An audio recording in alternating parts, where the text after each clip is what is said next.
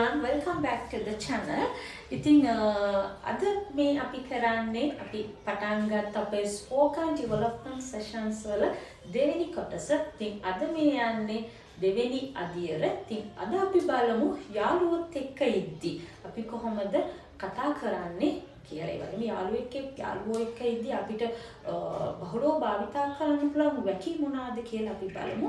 ඒ වගේම මේ වැකි කියන වාක්‍ය රටාවන් ඔයාලට පුළුවන් බහුලව භාවිතා කරන්න පුළුවන් හැම අවස්ථාවකදීම භාවිතා කරන්න. තනියෙන් ඉද්දි උනත් යාළුවෙක් ළඟ ඉන්නවා කියලා හිතලා මේ වාක්‍ය රටා පුරුදු වෙන්න. right. අපි දැන් යාළුවෙක් හම්බ වෙනවා. හම්බුනම අපි අහනවානේ සාමාන්‍යයෙන් මොකද වෙන්නේ මචං කියලා. මොකද වෙන්නේ ඉතින් කියලා අහනවානේ. අපි කොහොමද ඒක ඉංග්‍රීසි වලින් අහන්නේ? මෙන්න මෙහෙමයි. What's up man? What's up man? මොකද වෙන්නේ මචං? What's up man? right. අන්න ඒ විදිහට. ඒ වගේම අපිට හම්බුනේ කෙනා පේනවා චුට්ට මහන්සි පාටයි කියලා.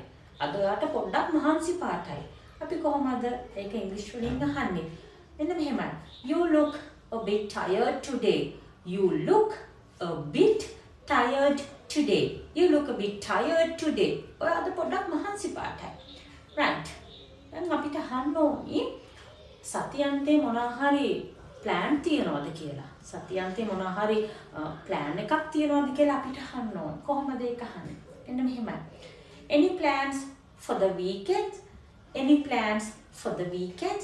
right. අන්න එහෙමයි අහන්නේ. ඒ වගේම දැන් යාළුවෙක් එක්ක අපි කතා කර ඉන්නවා. දැන් ඔන්න බඩගිනි. මට බඩගිනි කියන්න ඕනේ. අපි නිතර භාවිතා කරන වැකියක්නේ I am hungry කියන එක. අපිට වෙනස් කරලා අහන්න පුළුවන්. මට බඩගිනි. I'm starving.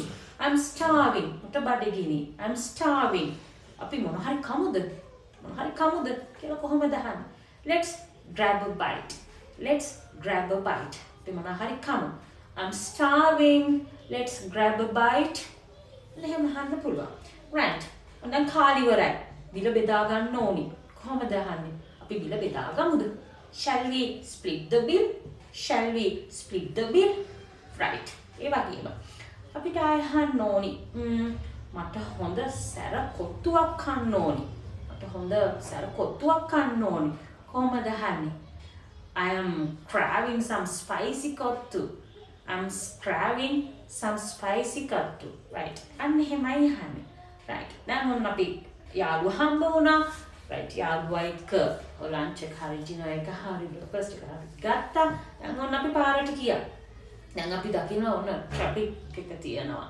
right. හිතන්නකෝ කොළඹ මේ ට්‍රැෆික් එක අපිට මාර වදයක් කියලා කියන්න ඕනේ. කොළඹ ට්‍රැෆික් එක මාර වදයක්. කොහොමද ඒක කියන්නේ? මෙහෙමයි. The traffic in Colombo is a nightmare. The traffic in Colombo is a nightmare. The traffic in Colombo is a nightmare. අන්න ලස්සනට අහන්න පුළුවන්. right. ඔන්න අපි යාළුවොත් එක්ක ගිහින් ඉන්නවා. හරි. family එකේ කට්ටියත් එක්ක හරි ගිහින් ඉන්නවා. down south එකේ දකුණු පළාතට ගිහින් ඉන්නවා. right. එතකොට කියන්න ඕනේ ලස්සන දැකලා මම මේ තියෙන නිදහසට හරිම කැමතියි කියලා. කොහොමද අපි එහෙම කියන්නේ? එන්න මෙහෙමයි. I love the vibe in down south. I love the vibe in down south. I love the vibe in down south. right. අන්න එහෙමයි අහන්නේ. එතකොට දැන් මෙහෙම දෙයක් ගත්තොත් යාළුවට කියන්න ඕනි මට ඇත්තම කිව්වොත් මම ඒකට එච්චර කැමති නෑ. දැන් යාළුවෙක් මොකක් හරි අපිට යෝජනාවක් කරනවා, සජෙෂන් එකක් දෙනවා. එතකොට කියන්න ඕනේ ඇත්තම කිව්වොත් මම ඒකට කැමති නෑ. කොහොමද ඒක කියන්නේ? එන්න මෙහෙමයි. To be honest, I don't really like it. To be honest, I don't really like it. ඇත්තම කිව්වොත් මම ඒකට කැමති නෑ. right. තව දෙයක් කියන්න පුළුවන් මෙන්න මෙහෙම. ඒකේ තේරුමක් තියෙනවා. කොහොමද කියන්නේ? ඒකේ තේරුමක් තියෙනවා. That makes sense. ඒකේ තේරුමක් තියෙනවා. right. දැන් කියන්න ඕනි. ඒ ගැන තව විස්තර ටිකක් කියන්නකෝ. කොහොමද ඉංග්‍රීසි වලින් අපි කියන්නේ? මෙන්න මෙහෙමයි. Tell me more about it. ඒ ගැන තව විස්තර කියන්නකෝ. Tell me more about it. එහෙමයි. right. ඊළඟට කියන්න ඕනි මට මමත් ඔයා හිතන විදියටමයි හිතන්නේ. කොහොමද අපි ඒක කියන්නේ? මෙන්න මෙහෙමයි. I am on the same page as you. I am on the same page as you.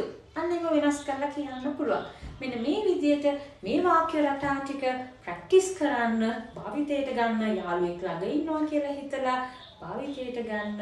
එතකොට ඔයාට මේ English speaking පැත්ත develop කරගන්න පුළුවන්. Right.